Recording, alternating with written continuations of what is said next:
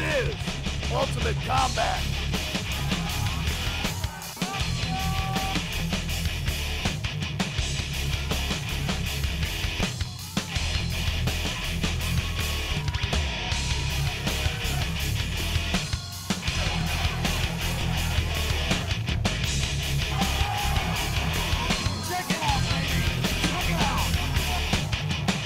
Hi again, everybody, and welcome back to the Ultimate Combat Experience. We are continuing our search for the toughest fighters in Utah.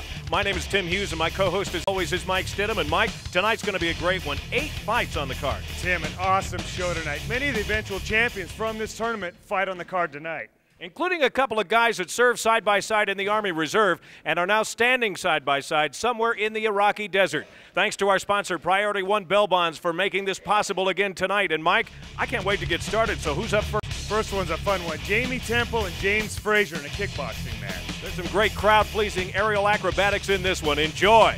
All right, Mike, our first fighter's about to step into the ring, and we've seen this guy before. Fighting out of the blue, not much to him. It's Jamie Temple. Jamie Temple entered the division in the no-holds-barred division, fought Johnnie Ritchie, and Johnnie made short work of him. Jamie says he wants to try the kickboxing division. Yeah, after that experience, he wants to try something else.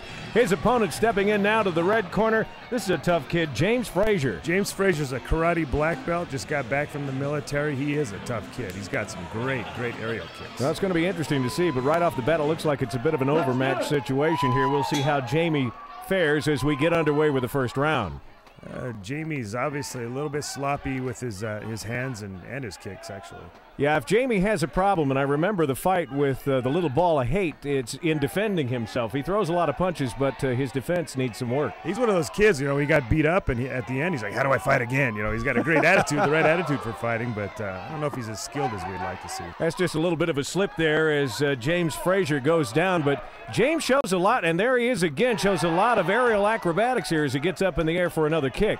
He's always exciting to watch, even in the gym, you know, he's always throwing this crazy stuff, so. How effective is that? We've talked about guys that leave their feet a lot, and that takes a lot out of you. With James, he's actually pretty accurate with it, so I think Jamie Temple's a little bit unorthodox right now and taking James out of his timing a little bit, but as you can see there, he's getting that thing up there to the head and everything. Yeah, and Jamie grabs onto his leg, so James goes down to the mat, but James did get a nice punch in there on Jamie. Comes back with a couple of kicks and that front push kick, but keeping Jamie away from where he might be able to even make contact with a punch.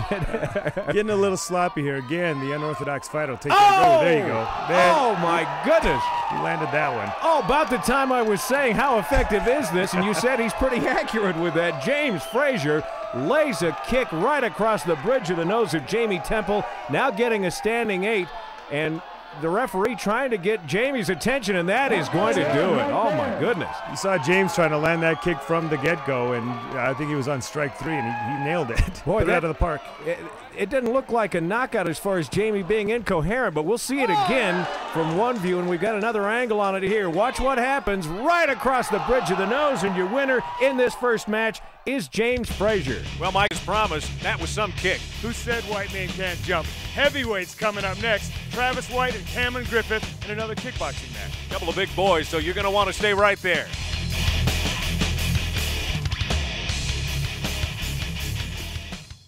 Welcome back. You might remember Travis White from a no-holds-barred fight he had. Didn't work out so well for him. Now he's going to try kickboxing against Cameron Griffith.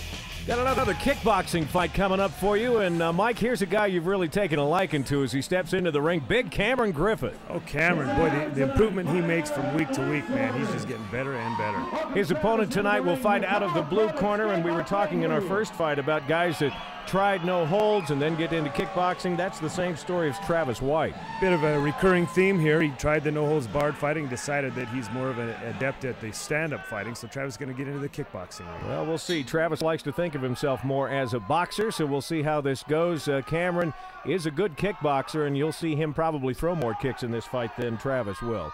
You can see just the way he's moving there, Travis, he's more adept to stand-up fighting than he was to the ground fighting. He moves pretty slick on his feet. A lot of muscle there, too, and Travis saying, that didn't bother me. Go ahead, give me another one of those kicks. So Cameron says, I gladly will. Thank you so much. A little bit of jockeying back and forth. They're going to settle into fight here, I hope. Well, that looked like almost a big uppercut with that big right kick. almost made contact with Travis. Boy, the way Cameron paused that kick out there, man, he's so long he can hit you from across the ring with that thing. Cameron back up against the ropes and comes out throwing some punches, none of which make too much contact with Travis, but they make their way back to the center of the ring. Yeah, referee tonight, Mickey Porrit, he's an accomplished kickboxer himself. He gets in there and separates him and gets him going again. Wasn't it Casey Jackson that Travis actually fought in that no-holds-barred? No, it was Tommy McCormack. Oh, that's right. That's right. And he did get beat pretty good in that one. So here he is with his boxing techniques, and he takes a little punch there after a kick that missed by Cameron Griffith. Cameron's starting to get his spacing down. He's landing that right hand pretty much at will now. Didn't look like too much of a tie-up. I'm kind of surprised the referee stepped in to separate him at that point. It looked like there was some pretty good action going on. Yeah, it's a judgment call when you're in there. There's a right hand and a left hand, and Cameron didn't look like it affected Travis too much, but he did score some points with that last flurry. Starting to see him settle down a little bit, and maybe, again, conditioning might be a factor in this fight. Travis still bouncing around quite a bit, but he slowed down his offensive. And Cameron will be the first to tell you that he needs to get in better shape as far as aerobics go. That was Cameron's big complaint. That was a great leg kick right there, a chop kick to the front of the leg. This time they are tied up, and so the referee steps in to separate them, but both fighters look like they're doing all right here. Cameron trying to take the legs out from underneath Travis and follows it immediately with a punch, but both fighters will hear the bell and go to their corners. We are through one round. Cameron's doing a lot of damage with that leg kick. He's attacking the front of the thigh there, and those are really hard to sustain over a period of time. There's a good right hand. You see it in slow motion, maybe a little bit better than you did when the action was actually taking place in the first round. And, of course, we're getting ready for round number 2 in style, I might add. Ushering round 2 in style. As this goes on into extra rounds, we'll see how Cameron has done with his lung capacity, I should say. Cameron has come a long way with his conditioning over when we first saw him fight Cole Rose. You see he's bouncing around there. He's got a lot more activity going on than he did in his first fight. But again, those leg kicks, boy, he's just chopping those things down. Yeah, he almost took Travis down with that one, knocked the right leg almost completely out from under him, and Travis looks like he's checking his own nose for some blood, and there's a big hand, sends Travis White right down to the mat. That was a huge right hand, and I attribute that to those leg kicks we saw earlier. He had Travis thinking about the legs and came right over the top of that right hand. Big punch. Here's the standing 8, and Travis walked right into that punch from Cameron Griffith. Paying close attention now to Travis just to see if he's ready to go, ready to come back for more of a fight, and it looks like he is, so we'll keep this round 2 going. They touch gloves and are ready to go back at it. Travis is a warrior. He's not going to quit that easy, but he's taking some heavy shots. Yeah, now he's just bailing out as Cameron Griffith comes on, makes contact with a couple of more big right hands, and that's going to do it. Cameron Griffith, so we aren't going to have to wait and see how well his conditioning has taken effect for him. He ends this one with that big right hand. That's one strategy, either get in shape or just land the bomb. Boom! So, yeah, that was a big one. Travis right down on his tail, and there you see the standing 8 again, but that was before the punch. Here it comes one more time from a reverse angle. Well, he missed there, but starts to make contact. Travis bailing out, and Cameron just continuing to pursue the action. Yeah, Mickey Porrit stepping in there because Travis was taking some unanswered shots there, and he felt for the safety of the fighters, he's going to step in and stop this thing. Basically, my game plan was the leg kicks and just try to keep him busy. But I'm pretty excited about Daniel Green. Hey, Mama, Daniel Green, that's who you're looking to match up with now. Yeah, that's the man. So I want to. But while I'm on TV, Mom and Dad. He's a good guy, you know. He's a kickboxer. I'm a boxer. I don't like to kick a whole lot, as you can probably tell. I just like to get inside, work the body if I can. He's taller, longer reach. He uses legs. Kept me farther on the outside than I really wanted to be. And, he knocked me down. It's too bad. Travis White, one of the really class acts of this tournament, just didn't work out for him, Tim. He was not happy there at the end either. He felt like maybe he wasn't out and could have continued that fight. Little controversy. Don't take anything away from Cameron Griffith, though. That kid's going to be a force to be reckoned with in this division. And we're going to get to see him fight again. But right now, it's our first no-holds-bar match of the night. Nick Weiner taking on a crowd-pleaser, Jeremy Peterson. And in a no-holds-barred match, of course, means that we're scheduled for 3 3-minute rounds. And first up into the ring is Nick Weiner. Don't know a whole lot about this guy. Nick just kind of came out of nowhere. He's said he wrestled in high school and has got a bit of a street fighting background. Here's a crowd favorite. This is a big old teddy bear. It's Jeremy Peterson. Yeah, you can't help but love Jeremy. He's trains in several different gyms, actually. At a Pedro Sauer's gym as well as Walt Bayless's gym up there on the east side. He's got a little bit, quite a bit of submission back there. Lonnie Foster gets us underway with round number 1, and as is usually the case with no holds barred, they come out throwing some punches, but immediately get tied up in the corner. And pretty active for big boys. These guys are kind of getting after it here. We'll see who gets the takedown. Oh, right off the bat, it's Nick Weiner who gets him in a full mount position, and Jeremy trying to get away, but man, well, wait Jeremy's a minute. in trouble here. Jeremy's out. Yeah, he's unconscious. He is out. Wow. Could this be over? I guess Lonnie Foster is waving it off. Wow, as we said, Nick Weiner kind of coming out of nowhere and knocking Jeremy Peterson out cold. Goodness gracious, you talk all the time, Mike, about how you're in trouble when you give an opponent that kind of a position, and Nick Weiner took advantage of some free hands, just started throwing some punches, and 1 or 2 that made contact. Jeremy was out. Yeah, we've seen fighters in the past take that full mount position and not really take full advantage of it, but I tell you what, Nick Weiner got on top and laid the lumber to him. Jeremy tries to get him off here. You'll see him start to rear his back, but a couple, 1, and then he's out 2, there. Right there. Jeremy's done. You see his legs go down, and he's not even protecting himself. Shake of the hands, and Lonnie Foster will make this one official. Congratulations to Nick Weiner. I guess we're going to see this guy fight again. Yeah, well, look, Jeremy's up and about. Looks like he's okay. Mike, there's no secret. Anytime you step inside these ropes, everybody knows that the possibility is there you can get knocked out, and it's good to see Jeremy smiling. Oh, it is. I'll tell you what, Jeremy Peterson was one of the favorites in this division. Nick Weiner comes from virtually nowhere and just knocks him out. We got a couple of little guys coming up, but this one's action-packed. Hey, Adam Faulkner and Robert Aviles in a lightweight kickboxing match you definitely don't want to miss.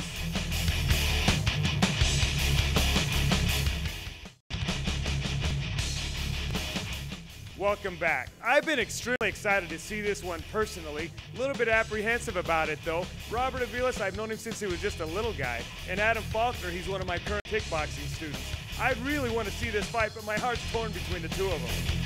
Mike, we've seen some great fights tonight. One was ended with a kick across the bridge of the nose, and then, of course, Jeremy Peterson with a couple of punches in a no-holds-barred match. This one, though, promises to carry on another great night of fights. A lot of action from some little guys. You already saw Adam Faulkner already in the ring. Adam's a kickboxer, and he throws a lot of those high kicks that we saw a little bit earlier from James 3.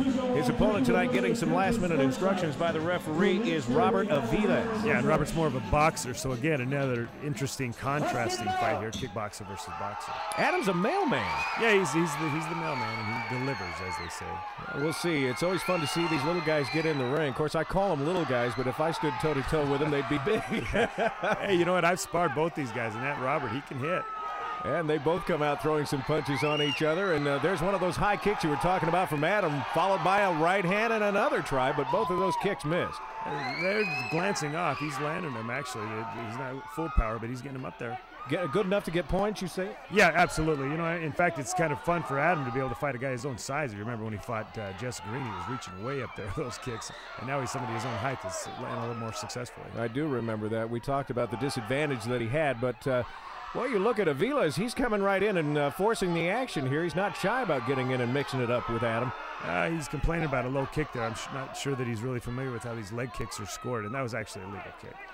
There's a good right hand and a left hand, and unfazed, Adam Faulkner continues to come back at Robert Aviles. Hey, Robert, I'll tell you what, though, Robert, there's no stopping him. He keeps coming forward. He's eating a couple of those kicks, but he keeps coming at him.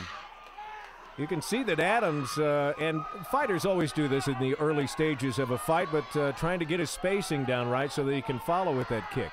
Absolutely. That's a good observation. Adams starting to pick that kick now at will. He's landing those leg kicks and setting up the big, heavy head shots. As a trainer, when you're in the corner, do you tell them to work on a particular part of the body? Do the kicks start with the legs and then make their way up, or are they just looking for opportunities wherever there's an opening? Well, we call it upstairs, downstairs combinations. The lower body sets up the head and vice versa. You start landing head shots, that'll set up the body as well. So you want to try to kind of use both. It looks like Robert was going to give one of the low kicks, low blows there. A little payback. And Adam comes right back with a kick, an attempt anyway, to get to the head of Robert Aviles. But both fighters now just kind of looking at each other, but a nice back spin kick from Adam to end that round. Round number 1. That's going to be a tough one to score. Yeah, again, you've got the contrasting styles. It really depends on what the judge is looking for. You got a boxer versus a kicker, so it really depends on what your liking is. There was a nice look at that back spin. There was a nice look at that back spin kick, and a nice look at round number 2 coming up here between Faulkner and Robert Aviles. That's any foreshadowing whatsoever. This will be an exciting match there. Calm down, big boy. All right, we're underway with round number 2. Looks like just a little test there from Adam to see how Robert was going to respond to that kick. Adam kind of going back to his game. I think he's setting up the head by taking those kicks to the body. He didn't throw that with a whole lot of authority. See, there he goes. He wants to the head with that. So I think his ultimate goal is to kick to the head. Setting up with those leg kicks. Boy, and Aviles throwing big right and left hands. If he actually made contact with the chin of Adam, he might do some damage there. He's got to get his spacing down a little better, and those kicks are keeping him off. He's staying too far away to really be effective with those punches, and he needs to step in a little more. Adam made contact right, left, and Aviles backed up into the corner. Some good scoring punches there from Adam, and boy, he really likes that back spin kick. We got a couple of good looks at it from the first round, and he tried it again a second ago. I'm sure you'll see it again. He loves that kick. Some good exchanges here. And again, a left jab from Adam Faulkner, and Aviles right now not being very aggressive, not very offensive, and of course, I no sooner say that than he throws a kick and follows it with a good punch. That's really what you're trying to do, is create opportunities either with a kick and follow it with a punch, or a punch and follow it with a kick. Absolutely. Robert needs to close the gap with a kick and then go to his hands, which is his strong point. Right now, Adam's keeping him so far away because his kicks have landed a few times in the early round. Adam's getting some good crowd response because he has landed a good right and a good left there just a moment ago. There's another one that backs Aviles up. And there's a big front push kick that really pushes Aviles back off. Robert did a good job of closing the gap that time, getting inside and throwing a great combination, but Adam always finishes with the last shot, and in a judge's mind, that typically will win you that clash. So if you're in the corner of Robert Aviles, are you telling him to get in close at this point? He's got to close the gap with his kicks, and he's got to finish with the last shot before he steps back. But typically he stands in there, throws a couple shots, and then Adam seems to finish the clash with a big shot, and therefore it sticks in the judge's mind. Oh boy, there's a kick that makes it to the head but gets hung up on his shoulder, and Adam almost goes down, luckily right at the end of that round. But there's that left hand that the crowd responded to so greatly, and that big front push kick we were telling you about. But Adam almost ends up on his tail after his leg gets caught up there on the shoulder of Robert Aviles. And we're headed for round number 3. This one might go to a judge's decision, and so far, how do you see it? This is a close fight. Again, it's just depends on what the judges like, boxer versus kicker. Therefore, I think the kicks usually they're more dynamic. The crowd likes them, and that'll have a big effect on the judge's scorecard. As is customary and respectful, both of these fights, that one almost made contact. Both of them come out, touch gloves, and they're back into the thick of the action. But I'd like to see Adam just step in on that kick a little more. He's throwing it, and it looks great, but he's got to step in on it to land it. Right there. He almost got that one. You'll remember James Frasier from our first fight tonight used that same kick and just landed an unbelievable blow across the bridge of the nose of Jamie Temple. And you can see that Adam and James have been training together, so it's the same kick, yeah. I think that was more of a slip than a knockdown. We'll see what and that's the way the referee sees it, so he's just going to make sure the gloves are clean and bring him right back out into the action. But both of these guys know they've got to do something to make themselves stand out to the judges in this third and final round, so the action is picking up. You know, it's that close where, again, just depending on what a judge likes to see, they could go either way. So, yeah, this third round is pivotal. I don't think either one of these guys have been hurt, but, again, it's scoring punches at this point, and Aviles is throwing punches, but his spacing, again, you talked about it, he's too far. He's got to get in a little further to make those punches really count. This kid can really hit, but from as far away as he is, he's not being that effective. And Adam, sensing that, uses that big front push kick to make that spacing unavailable to Robert. Very wisely so, yeah. There we go. Adam finds himself up against the rope, so Aviles takes advantage of that for the moment anyway as they make their way back out into the center of the ring. This is a great fight, though. My hat's off to both these guys. They're sticking with it, and unlike some of these bigger guys we've seen, they go for 3 rounds. Yeah. Adam brought his head down there for a moment. That could have been an ugly time had Aviles recognized it and got a punch. There's a nice front or a big right hand that makes contact with the nose of Adam Faulkner. Quite a bit of blood coming out of Aviles' nose. Now you can see it on his chest there. He's battling through it, though. He's a warrior. Final seconds of this round, and that is going to do it. That's the fight, as a matter of fact, and the crowd, rightfully so, giving both of these fighters a hand of appreciation, I think. Oh, that was a lot of fun to watch, I'll tell you. From a technical standpoint, here's that moment we were talking about when Adam got up against the ropes, and there's the right hand we made mention of, followed by another right hand of Robert Aviles, but Adam getting his spacing and fighting it back out. Let's see what the judges think in this one, and it is Adam Faulkner who comes out, but it had to be a close score. Oh, that was absolutely. On my scorecard, it was dead even. But, you know, you see Adam always finishes the clashes with his punch, and that'll win it for you. You look a lot different than the first time I watched you fight. Your kicks look tighter, your punches look tighter, and everything seemed to be hitting on the mark. You know, what was happening out there? I just got to say thanks to my trainer, Mike. He makes this all possible. He's come out pretty tough, but just let the training take over and do some hard kicks, hard punches, and just try to make it look good. What'd you feel in the fight? It was a tough fighter. I didn't have no kickboxing experience. It's a good experience for me. I know what to look for next time. I'll get another shot. Straight, tough fighter, trains good. I'll be back. Hey, I knew that would be a great fight. Our very own mailman, Adam Faulkner, always delivers. He may not be 6'9", but I guarantee his heart's just as big as the other mailman everybody talks about here in town. Speaking of big, the Berlin Wall. Dan Green's coming up. He's taking on Chet Sanders. Stay tuned.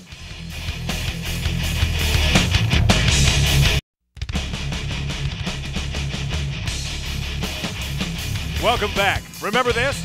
That was the single most devastating kick we've seen so far in Ultimate Combat, and delivered by Dan Green. We call him the Berlin Wall, and he's back tonight taking on Chet Sanders.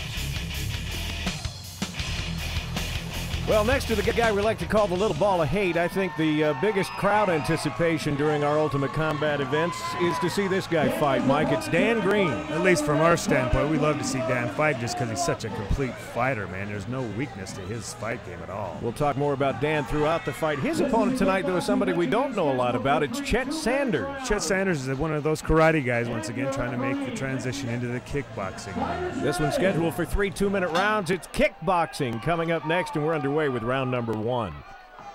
Dan being very patient here.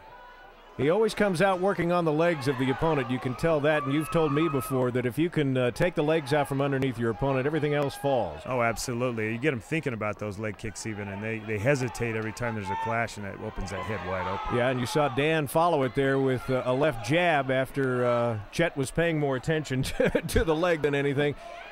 Dan looks like he's more in a sparring session here. Very comfortable, very relaxed, and kind of just taking his time. Yeah, you wonder when somebody like Chet Sanders steps into the ring against Dan Green, what he's heard about the guy and what's going through his mind at this moment. You know, it's funny. I think a lot of these karate guys aren't really sure what to expect from a kickboxing. All right, standpoint. now that's more of that was a slip. Yeah. He started to bring his leg up in a kickboxing fashion, but then lost his balance. pulled back and lost his balance.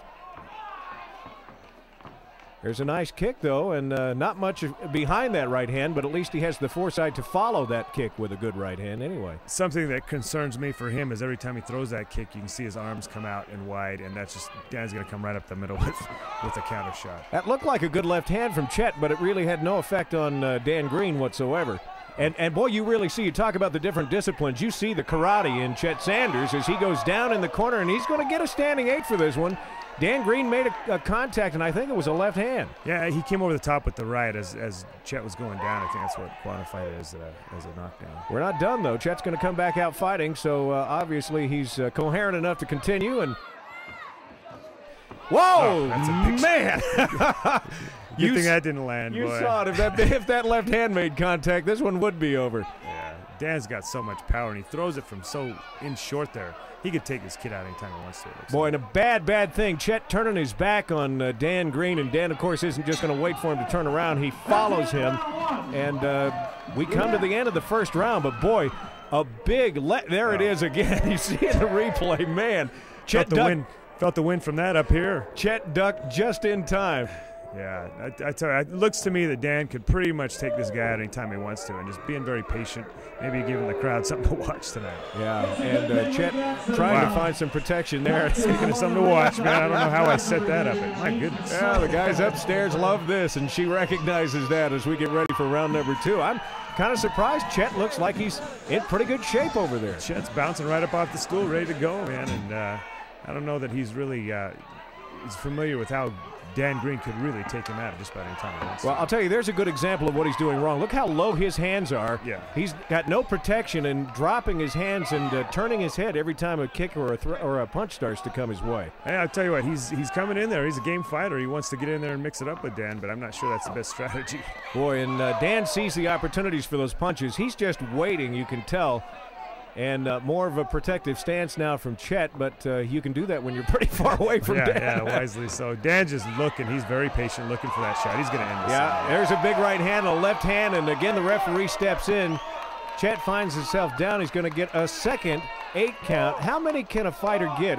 Is it unlimited as far as 8 counts go? Well, it's really up to the referee's discretion. If he sees you're not able to continue to fight, he can stop it. You can only get 3 of them within a single round. He's asking Chet right now, do you want to go? Are you ready? I don't think Chet's not responding, so that's usually the sign, and they wave it off, and I think it's a good idea. You know, Mickey Porrit did a good job there protecting this kid. He can see the fact that he's just outclassed and outmatched, and wisely so, he waves this fight off. No protection from those punches, and yeah, the damage could have been a lot worse. You saw it as it happened. Dan Green calling for some recognition of Chet's abilities and willingness just to get out there and fight. It's all about heart, man. I tell you what, I give him all the credit for getting in there and mixing it up. Finals. I'm a little nervous, but you know, I'm excited for it. You know, I'm excited to get in there and tear it up. You know, supposed to have some fun. Well, I'll tell you what, you're definitely having fun. Smoking everybody that's coming in the ring with you, I'll tell you that. I feel like they called the fight too soon. He asked me if I could go on. I told him I could. I stood there for a minute, shook my head, and he just waved his arms in the air and called it. So the official kind of said, no, you're not going to continue fighting. I felt like I could have went the distance. We're going to see some more of this again, but Chet was not responding. He thought he was responding, but you don't see his lips move, I don't think, there. That was a good wave off by Mickey Porrit. Great job. I tell you what, that Dan Green is the complete package. That guy almost doesn't have a flaw in his fight game. Coming up next, though, in the no-holds-barred division, we got a couple of guys that are in the same Army Reserve unit together, Kyle Burgess and Hank Weiss, in a no-holds-barred match.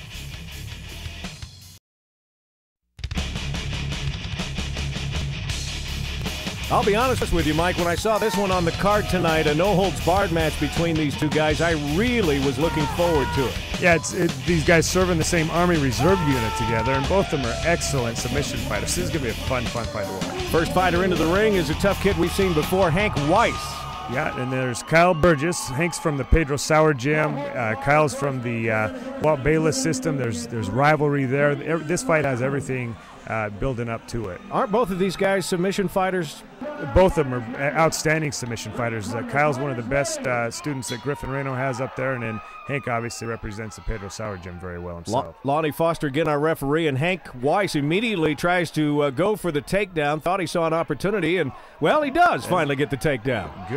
Good stick-to-itiveness there, and ends up with the takedown. Great job. Now, this is not a full mount position. You call this the This is the half mount here, and it's actually kind of a neutral position. You can't really get the leverage necessary to get those finishes on your submissions unless you get that full mount position. Boy, and you see the strength in Kyle Burgess. He throws a punch there to the ribs of Hank, but he's using the one hand to try and lift Hank off of him so that he can roll him over, and I'll be darned, there he goes. Yeah, he is a strong kid. What a physical kid. That was a tough move. Still within the guard of Hank Weiss, and this is one of those situations we, from time to time, will try to educate our listeners on. Doesn't look, or our viewers actually, doesn't look like anyone is in too much control here, but in fact, there's a lot of strategy being played out. You see these two fine technicians here. It's great. It's like a game of chess, just small little incremental victories. And yeah, you know, Hank was able to pull him into his guard rather than be completely reversed there, and doing a great job of fighting him off.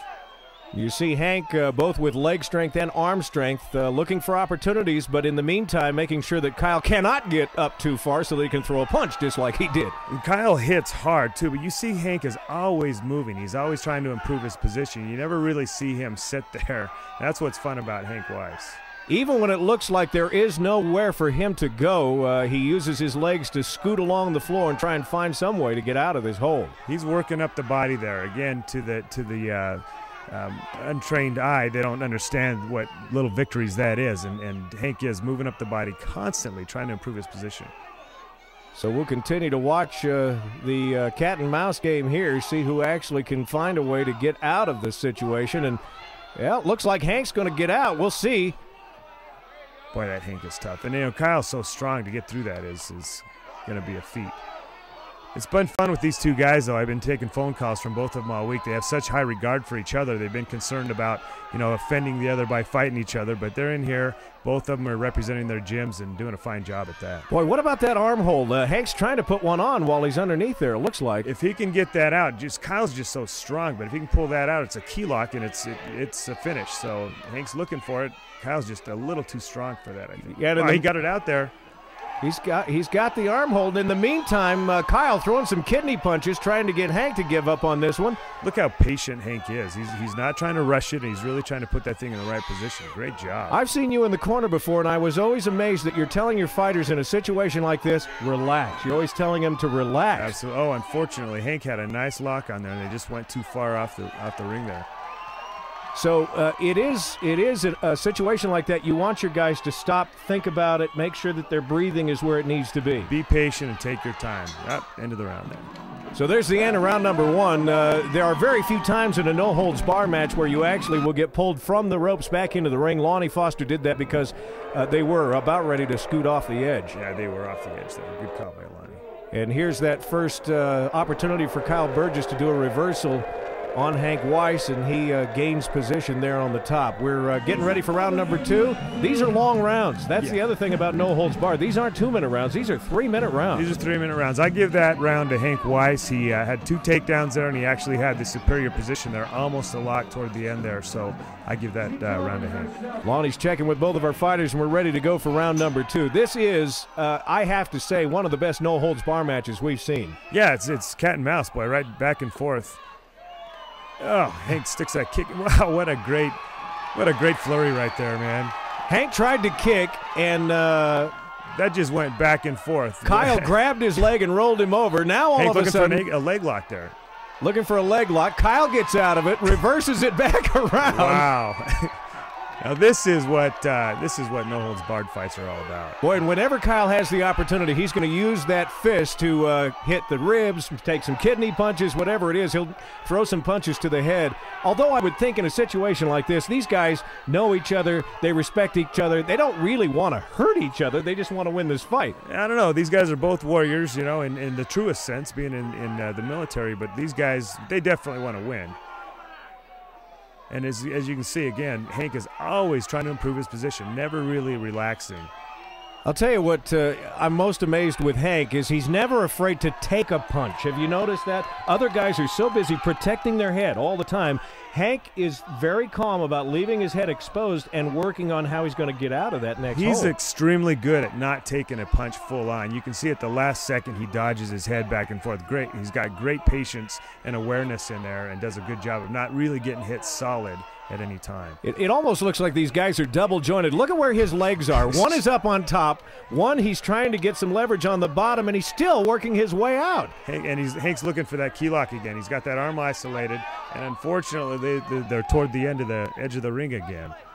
Well, we'll see. Lonnie will be hesitant to step in, but now Hank well underneath that rope, but still on the ring side itself, and Lonnie does decide now's the time to get him repositioned out in the middle of the ring. Yeah, it was a good call. He waited till the action was kind of hesitant for a minute, and then he stopped and got him going again. These guys touch gloves, and they're ready to go back at it again. I say gloves. I use that term loosely. This is nothing but leather and knuckles, boys. Yeah, not much to those. I'd like to see Hank work on his stand-up a little bit. Those kicks are just not that clean. But, again, nice takedown going in, always trying to improve himself. Hank does like to do his work on the ground. You don't see him very often in the stand-up position in a boxing mode. I see Hank throw kicks and stuff quite a bit. He's not really great at them. If he could clean those up a little bit, Hank would be the complete fighter. So for the third time, Lonnie reluctantly brings him back out, and he'll reset this fight about midway through the second round. Yeah, you guys starting to wear down just a little bit. Again, these guys just push and go. And Kyle's looking for a big takedown and a big head throw by Hank. That was a big move. That was, again, we talked about hip mastery. Now he's in a full mount position. Now he's in that full mount position, so we'll see what he decides to do with the use of his hands after he gets there. Well, okay. Wow. There you go. A right and a left and a right, just a flurry of punches. And there is Kyle Burgess protecting his head.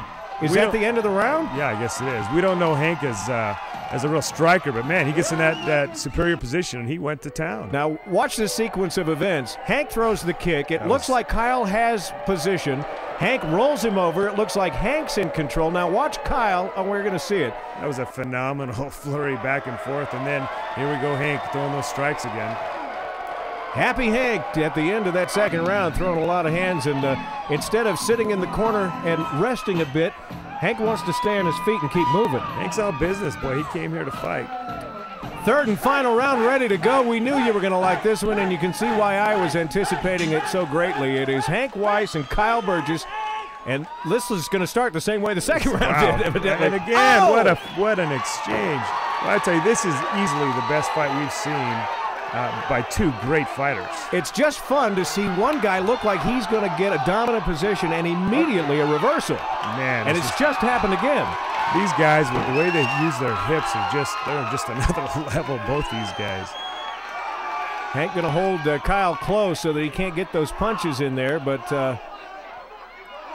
you know, I can see these guys really going to the big times one day. Both of them are just outstanding fighters. It's worth mentioning again that both of these guys are serving as we speak somewhere in the Iraqi desert in Operation Iraqi Freedom, and both deserve our attention, our thoughts and prayers. But you can see why the military likes having guys like this. Yeah, absolutely. It makes you kind of comfortable knowing they're over there fighting for you. And again, both of these guys just looking. You know Kyle would love to be able to scoot up there and get in that full mount position, but Hank elevating the hips there and getting himself out from underneath, man. He's so good with his hips. And we're going to have to separate him too far out under the ropes again. It was close there because Kyle was almost in position to get that choke hold on Hank as he got around front. If he could have just got some leverage. It looks like Kyle's running out of gas a little bit here. I don't know that he was even looking for it. He's a little bit tired here. Headlock rolls him over. That's a third throw I think I've seen from Hank, and it's just, again, getting those hips underneath, and boy, and he's going to, I bet he capitalizes here because Kyle's running out of gas a little bit, and Hank's in a very superior position out here. Well, and, you know, when you consider that they've gone 6, 7, almost 8 minutes now, and he's still throwing the guy, that's pretty amazing. And Kyle's a big kid to be lifting that kid out far up the guys. That's good hip mastery and great effort by him. So Kyle Burgess has control of that right leg of Hank Weiss, and Hank now looking to see what he can do with that free arm, the right arm of Kyle Burgess, maybe looking for a submission hold, but he just reverses is so it. fun to watch. He reverses himself around to gain another hold. You think he's in trouble, and the next thing you know, he's got you in trouble. All right, what's he looking for now? Kyle still has one leg, maybe two legs. All right, so Hank says, I'll throw some punches to the ribs of my own, see if I can soften him up that way. Those punches and elbows. And elbows followed by the big right hand. Left, right, left. He's trying to get Kyle to expose himself somehow, and did a good job of doing it. Looks like he's got an arm isolated there. Boy, that's quite a hold. I talk about being double jointed. Goodness gracious, and about the time you think he's got a good arm hold, here comes Kyle Burgess. He's got a triangle on. Yeah, Kyle did get out of the arm lock, but he's in a little bit of trouble here. Now, the triangle is on the neck of Kyle Burgess. It's hard to see from here. What you do is you put their shoulder into their own. And that's it. Yeah, that was a great fight, man. What a great fight. Oh, they are both out of gas, but you'll see that throw again. Dumped him right on his head. Wow. Man. Yeah, that was a little dangerous as far as neck positioning goes. And here comes the elbows and the right hands right to the rib cage. And Kyle Burgess, no doubt, going to feel this one tomorrow. Hank Weiss is the real deal, man. He's tough. And your winner in the red corner is going to be Hank Weiss. You said you thought he had control that first round, and he definitely had control there in the third as Kyle was run a little short on wind. You know, it's a bit of a surprise here. Everybody was talking about how Kyle Burgess was the class of this division. All right, Hank. I'll tell you what, both of y'all was getting after it pretty good. You know, I know you guys fight out of the same training center. You know, how'd you feel working out there? We're not in the same training center. We're just buddies. We've been in the Army together. I'm glad he I know he took it easy. I didn't. Yeah, I don't think either one of these guys was taking it easy with tongue-in-cheek, but one more time, here's that throw. Wow, what an incredible head throw by Hank. I take one of those guys in my foxhole, and it's important to remember both of them are now fighting somewhere in the Iraqi desert in Operation Iraqi Freedom, and our thoughts and prayers are with them. Stay with us. We've got more hard-fought action coming up, including the little ball of hate, Johnnie Ritchie.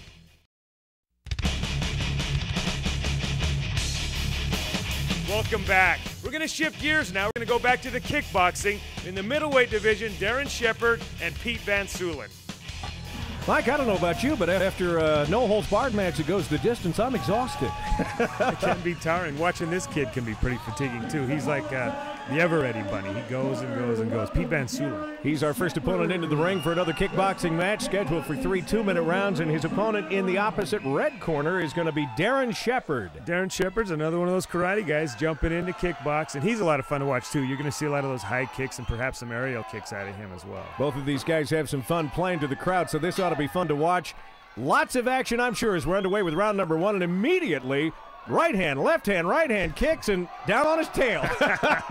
As predicted, these guys came out firing off. Pete Van Soolen coming out with reckless abandon, and yeah, neither one of these guys afraid to stand in there and give it. Boy, there's a big left foot right to the side of the head of Pete Van Soolen. Yeah, I get a little nervous watching Darren the way he drops his head, though, and he's going to take an uppercut here if he doesn't get that head up. Pete comes in with a leg and then immediately follows with a right and a left hand and gets Darren right up against the ropes. These guys go, go, go. When do you tell somebody with a karate background, well, there's a flying kick that doesn't do much of anything, and a right hand? He leaves himself exposed again. You talk about how he keeps his head down and his hands down.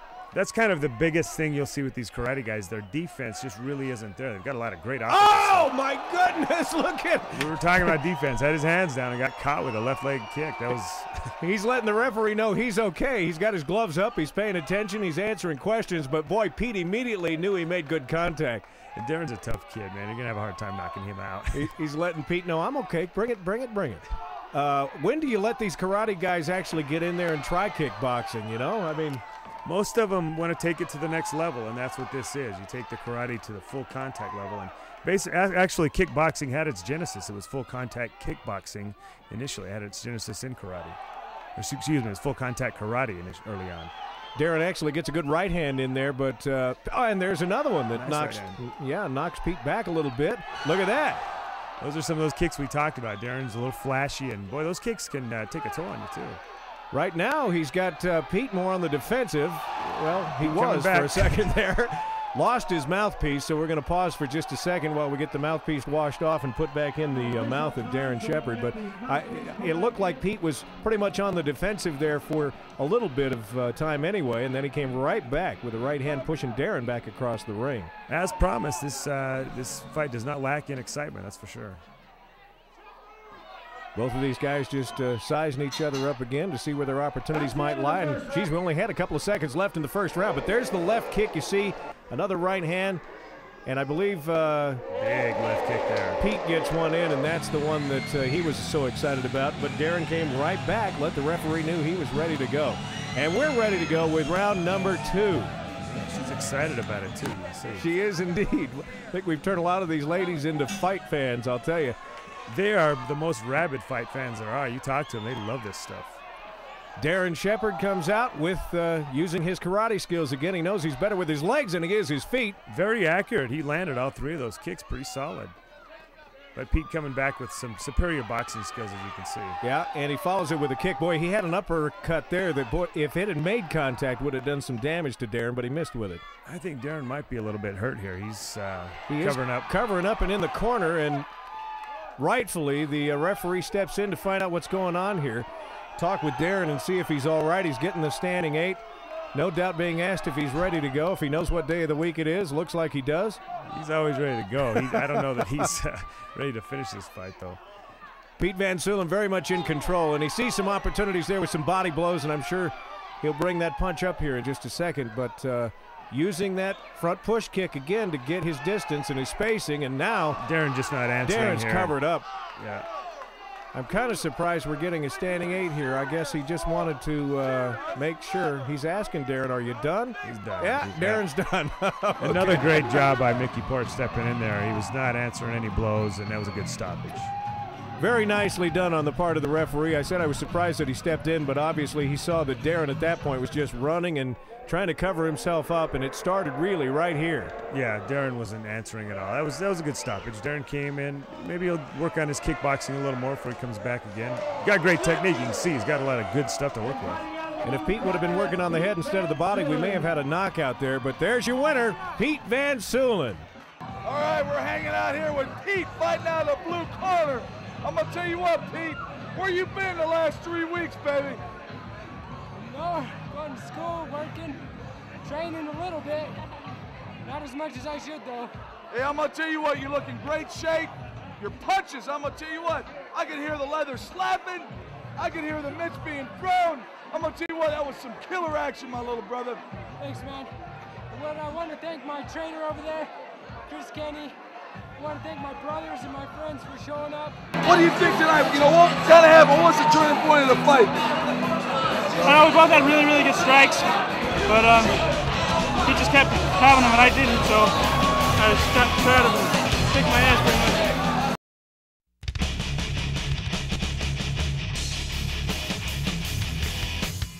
Welcome back to the Ultimate Combat Experience. And Mike, I'm a little hesitant to keep calling him the little ball of hate. Everybody loves this guy.